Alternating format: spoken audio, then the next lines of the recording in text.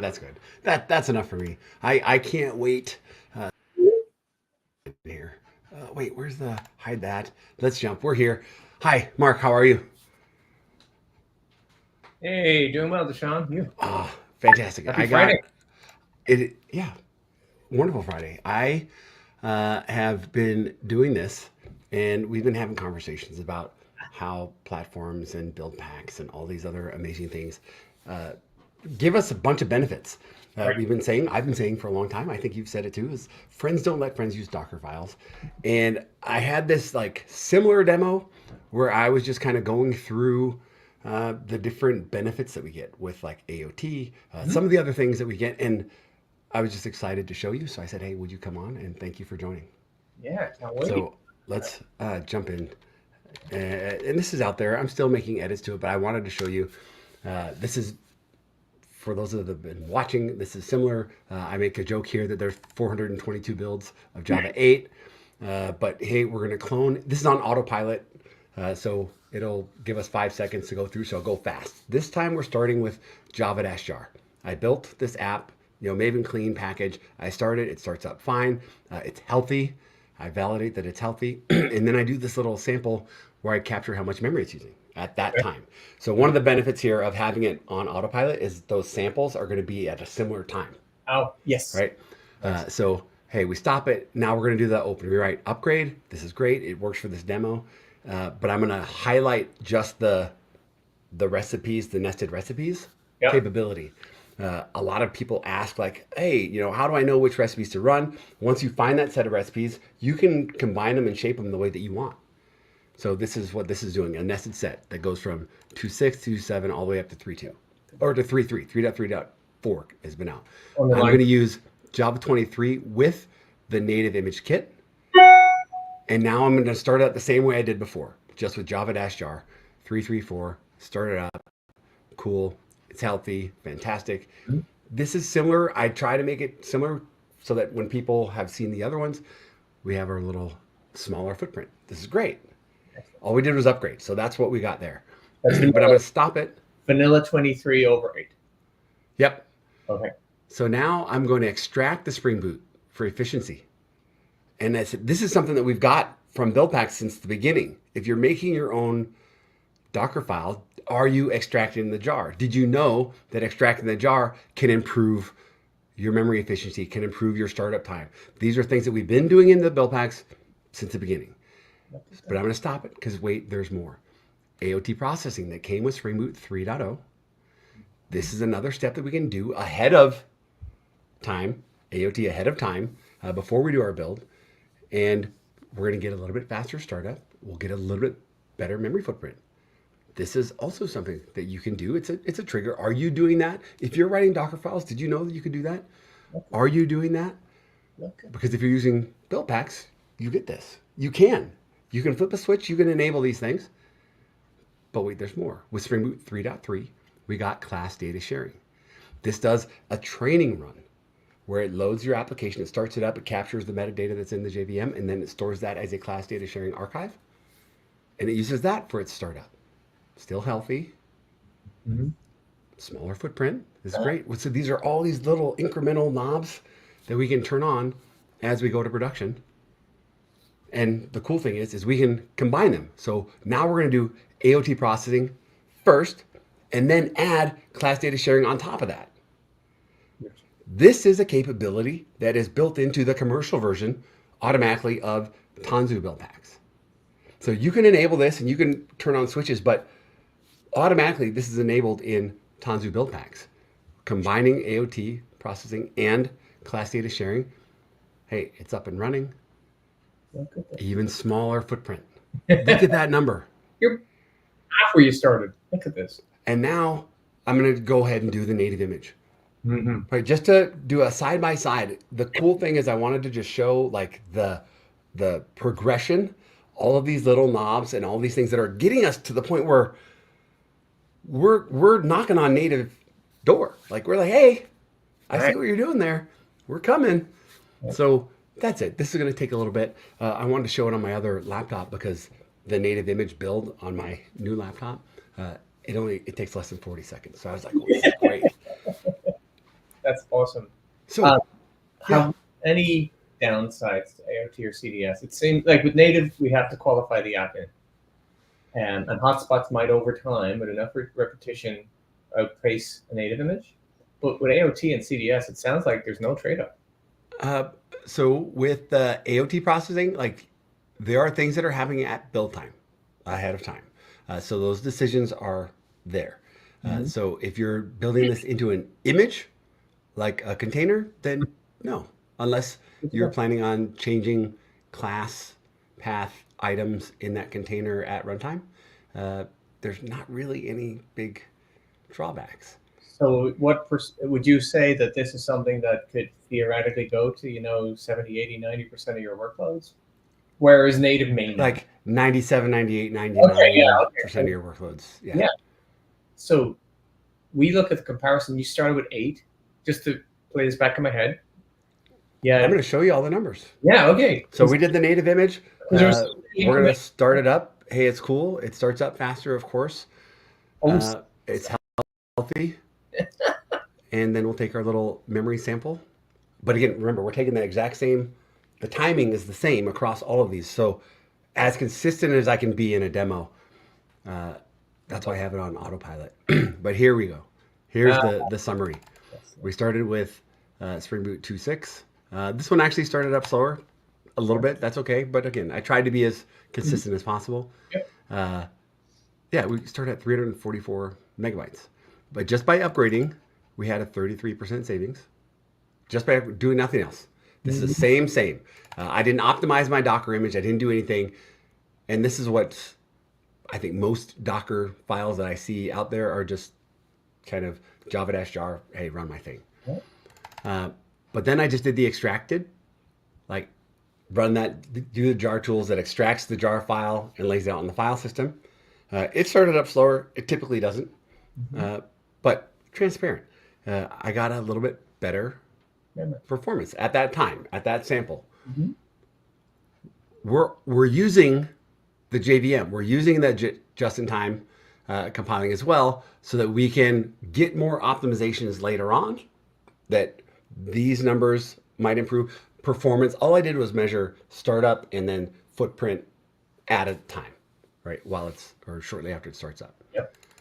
But then we turn on the AOT processing. We get a little bit faster. We're using a little bit less memory.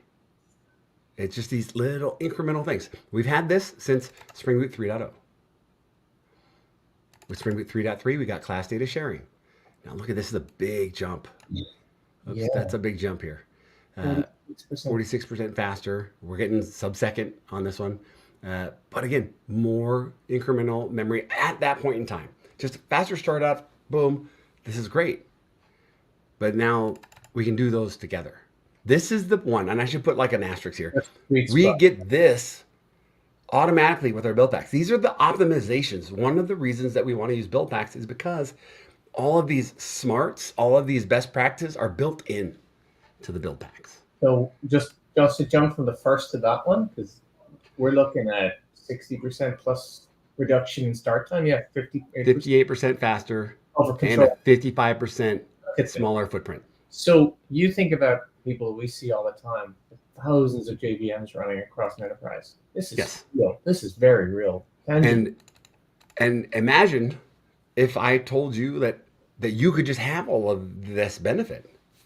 Like these are things that the Spring Boot team has been bringing to the front. Thank you, Sebastian. But also all the work from the JVM team, the team over at Oracle, and then also the team over at Graal Labs. Right? We still have this option to take all of that bytecode, optimize it down to statically linked native image code.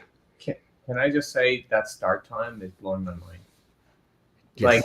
Like, now this is the other interesting thing. AOT and native are in the same bucket here. Now that's very interesting. Yeah, because I say this because native the AOT processing all ahead of time is what happens. This is what we do in order to give the native image the hints that it needs. Yeah. We're taking all of those proxies, a lot of the places where we're using reflection, and we take care of it. We say, hey, this is the implementation that you're going to use here when you're looking, when you need reflection for a proxy or whatever it is. I'm also dreaming of those kind of elastic deployments where we want to vary the number of instances running. Yep. It's a completely different game in native. It's just, look at that. It is. So, but even without that, right? Even if you're still worried, even if you're running on something larger than a Raspberry Pi, right? Look at this startup time. I know. Right? A 55% improvement in startup time. I always talk about Open Rewrite. Open Rewrite was created by former Spring Team, friend, colleague, Jonathan Schneider. But Jonathan Schneider also created Micrometer, and he worked at Netflix, and he always told the story of like the thundering herd when market opens and we need to scale fast. Well, when we were scaling slower, like back, he was probably using Java 8 back then, or maybe Java 9. Like, it took longer for things to scale up. We had different needs, but in his case, the story he told, I'll never forget it. It was the commercials, from the Super Bowl. Super Bowl one. Yep. And by the time that they scaled up to meet the demand, the commercial break was over and everybody went back to watching the Super Bowl. And they couldn't scale up fast enough. Well, these are improvements that allow us to do those things that we just couldn't do just a few years ago. We can scale and meet the demands faster. Yeah, that's amazing. You and I have talked many times about native, and it still blows my mind that we're inheriting so much from the later upgrades of Java, and but I actually agree. I think you're highlighting the one that's for everybody, and then for cases where it fits, you got a bottom one. But Yep. The low overhead with build packs of getting to that AOT plus CDS improvement. Now, you ran, I think it almost, because I'm so focused on the benchmarking, you would open rewrite patterns up with the upgrade. With the Yes. Which is the other piece of this. It's not a mountain to climb to get to a later version. Yes. So I call this the whole thing is like upgrade and use, and there should be like a period there, like upgrade and use build packs. Like once you upgrade, remember that there's a lot of benefit that came with the new JVMs, that came with the new Spring Boot versions. So do your upgrade always. Mm-hmm. And then when you get upgraded, use build packs so you can get all of those smarts, the sizing calculators, the optimizations ahead of time and at runtime. Get those. Oh, that's great. This is the whole thing. And I didn't want to take up too much of your time, but I really wanted to share. I love it. I'm going to show one more for you for the next demo, which is how we incorporate virtual thread scaling improvements. Because I think it could. Oh, I lost you for a second. If I'm not mistaken, virtual threads is another piece in Java 23, which could be part of the application stuff. We got it with Java 21. Yeah, or and 21 above, yeah. Yep, I've got a customer where Mongo just released, and I think it was Chris Strobel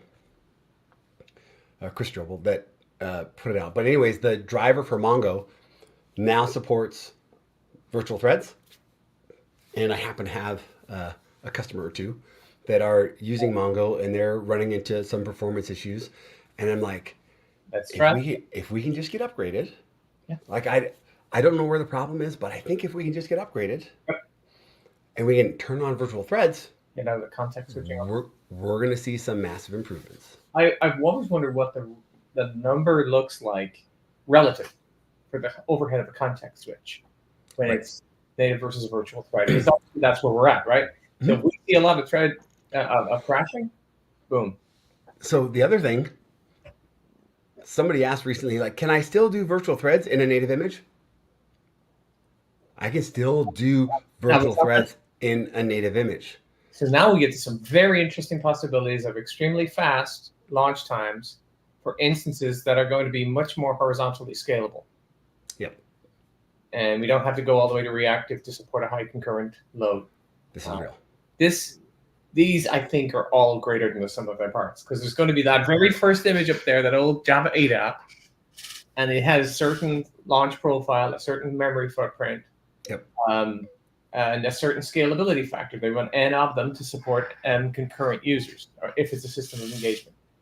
Now you start thinking about how those characteristics change as we get to all of the bells and whistles on the latest Yep. KVM, and it's mind blowing putting them all together. And this is just part of what we have to deal with. Is like things are happening, and you don't have to adopt all the new things, Nope. but you also don't have to survive. Like you don't have to be successful. Yeah. This is there. What I really like as well, and I think it's fair to call it out, just upgrade. Do nothing. Just upgrade, and you'll get, was it 15, 20%? Yeah, let's pull it back up. Yep. Yep. I keep getting drawn down to the bottom because I'm into hacking away with native and playing with but that. Just by upgrading. But I'm sorry. Look at that. Yeah. Just think about your scale profile if you're running on utility compute for it. Yeah. And I love it. All the other things too, right? As if you're still on 2.6, and I'm not shaming, but there's easy ways to move forward. It's not as hard as you think. Yeah. And the problems with moving forward are probably not where you think they are. Usually it's in like an internal library that somebody wrote that's no longer there that you're dependent on. You saw my post earlier just internally. I was just playing and doing a very rough comparison of native and regular, we'll call it. And and it came out in the conversation that unless you're running 10, 20,000, so if you've got relatively short-lived, you're probably even going to see the native thing go faster at the beginning. I'm not going to bet on the horse on the marathon race. So that's the other thing again, is the JVM's optimizing along the way. The native image, the performance is more consistent. Mm-hmm. And this is a value for a lot of workloads, where some workloads on the JVM might have a faster peak, and some workloads are just going to be faster on the JVM period. Mm-hmm. But for some workloads, the consistency matters. The consistency of performance matters. Yeah, no, that's a great point. Like I've seen some gyrations over the years people have gone through to warm up their JVMs. Oh yes. Oh, it's got to soak for so many hours or whatever. Like, and we're not going to be very cloud native if we have to do that. The old days are gone. Yeah. So not amazing work. I love that you got. I'm going to take that repo. I love that you got the whole thing on autopilot. Yes. It's a control, right? The numbers are relative to one environment doing all of them. Yep. So we're looking at the deltas, and they look great. Yeah, and it's different. It's just autopilot. So test it, and anybody that's watching, anybody that's looking at the repository, they can go and install it. It's got some dependencies, but it'll be same. But they can go and compare it in whatever environment they're on. How many different VM types are workloads running on? Like even in the same org, in the same region, there are probably a dozen or more different VM types being ran in their portfolio. So yeah, run it. I do have a question for you because I haven't even asked this one internally yet, which is we touched on the topic of the consistency of a native image compile versus the ever aspiringly better performance over time of traditional JIT, the hotspot optimizer. And I know that the ahead of time compiling the CD and the class loader, the class data sharing, helps us at the beginning of that journey for the JIT / hotspot compiler. Mm-hmm. Is it all things equal? What would be your guess as to a performance parity? Slightly worse, slightly better? Because I think it's going to be close. But do you think you've anything in the long haul for an AOT CDS option versus JIT option? It depends. So Project Layton, last week I did a show with Kat from Bellsoft, and she did like a preview look at Project Layton. And from here, we improved even more. Again, without doing the native image, Project Layton is bringing this like knob that we can use to turn the dial on where we want to put our optimizations. So if I've got like a high IO workload where I'm doing lots of blocking calls to some backend or whatever, like there's Sebastian has a nice little kind of chart. It's actually might even need to be updated of like which type of workloads are going to benefit from native images and which are going to benefit from a JVM. Now, the other thing where I'm coming from is I I'm putting workloads on the edge. I'm putting workloads on. I always have a Raspberry Pi like within arm's reach. I put them on here. I couldn't do this with Spring Boot 2.6. I could put one of these, maybe, a Java 8 workload. I could put one, if I wanted to have room for the operating system. But just by upgrading here, with Spring Boot 2.7, we got introduced to Spring Native, and we were able to start to do some of this native image stuff.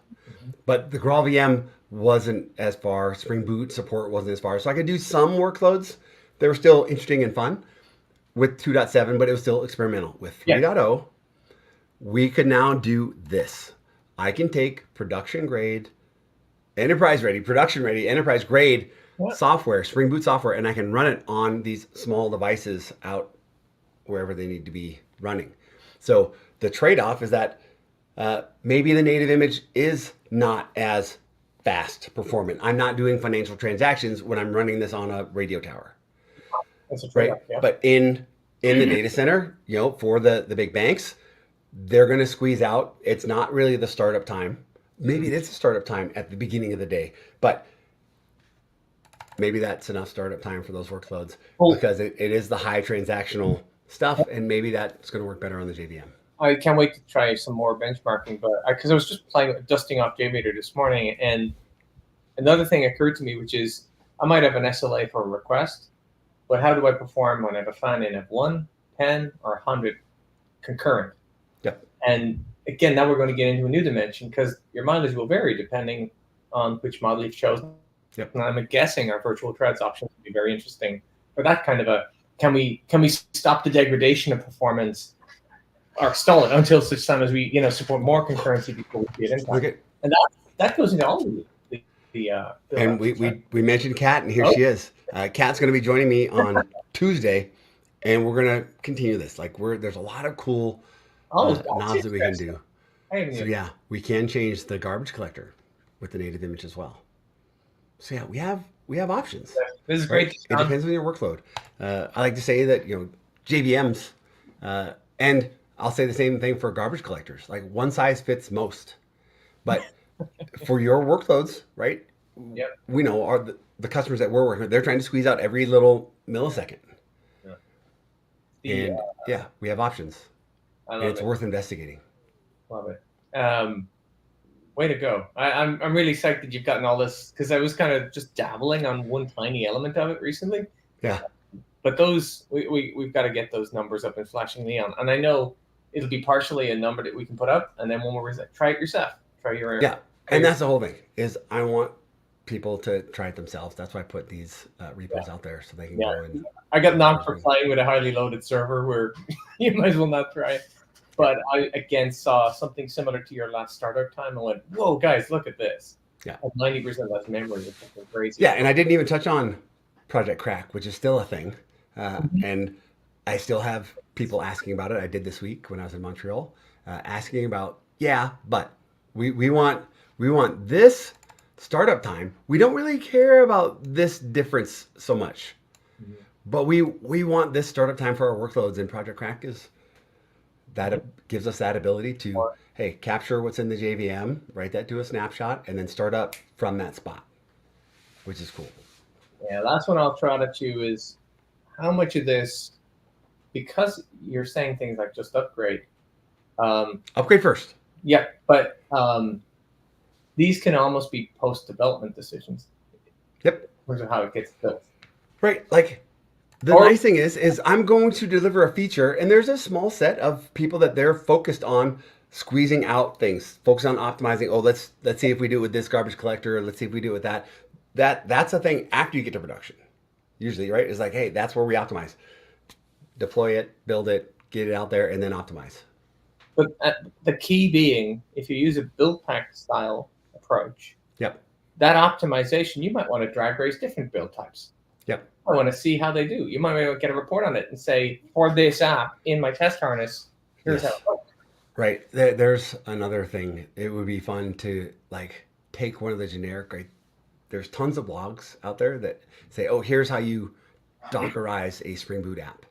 Mm-hmm. And they kind of give you a generic Docker, the base golden image of Docker. It would be fun to go and do a side-by-side with a Spring Boot 3.3 app, or maybe even do both. Like, hey, here's how it did starting up with the build pack. Here's how it Yeah. did starting up with that Docker file.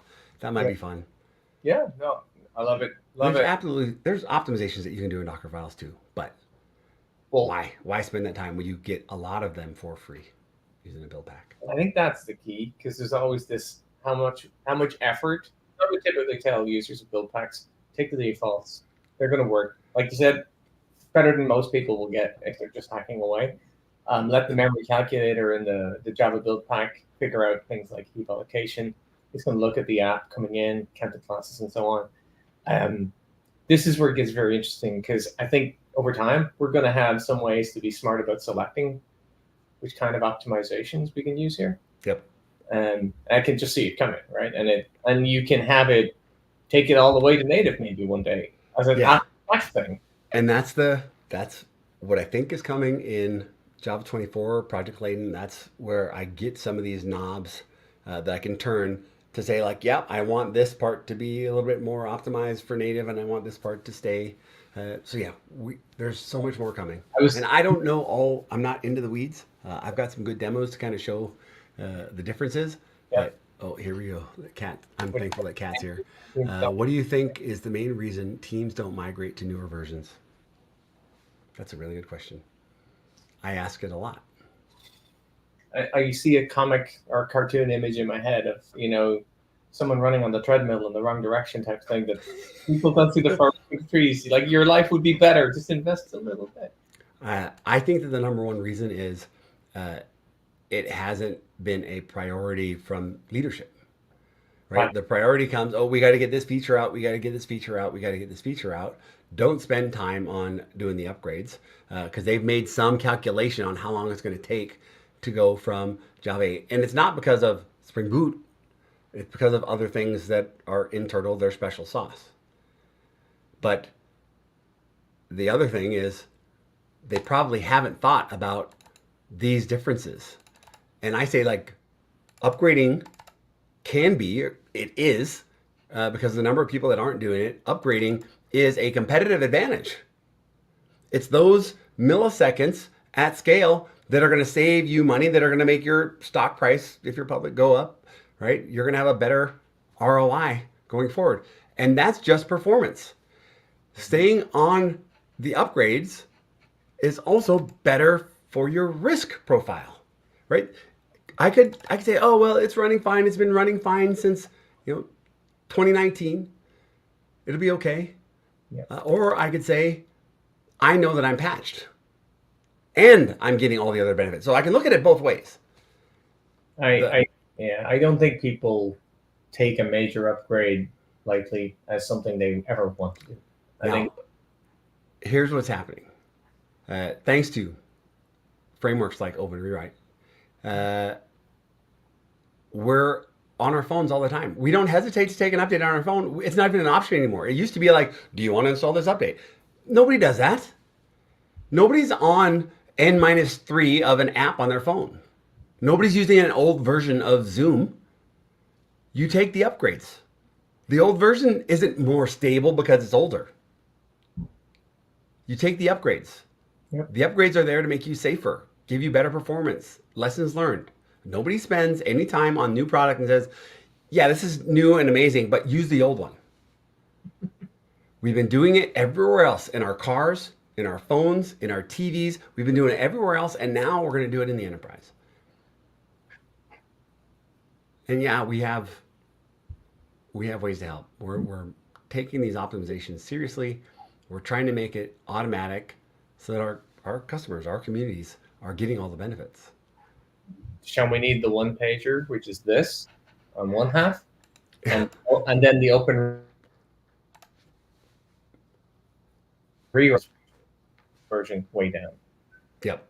Because I think that's the other piece. They don't have a scoping or what it would take because it's an unknown. Yep. I love that demo. Awesome job, man. Well, thank you. Thank you so much for your time, and this was great. And the next version is I want to show the images, the image size. Yes. Our colleagues that are using Python, this comes up a lot. Our colleagues that are using Python, they're bumping into image size constraints, right? When you pull in all of those libraries, the size of the image that you're trying to take to production is exceeding 5 GB. Like, it wasn't that long ago that 5 GB was all my computer hard disk had on it. And now they're wanting to take 5 GB containers to production. Yeah. That's not optimal. Not optimal. So you have a Raspberry Pi, sorry, just have to try it. Yeah. Fantastic. That's the way it should be. Like, you should always have some on hand. You gotta have one just in case. Yeah. No, that's very interesting. I was looking recently at like ECS as a floor per vCPU of 2 gigs of memory, and I thought, wow, that's a lot. Given That is a lot.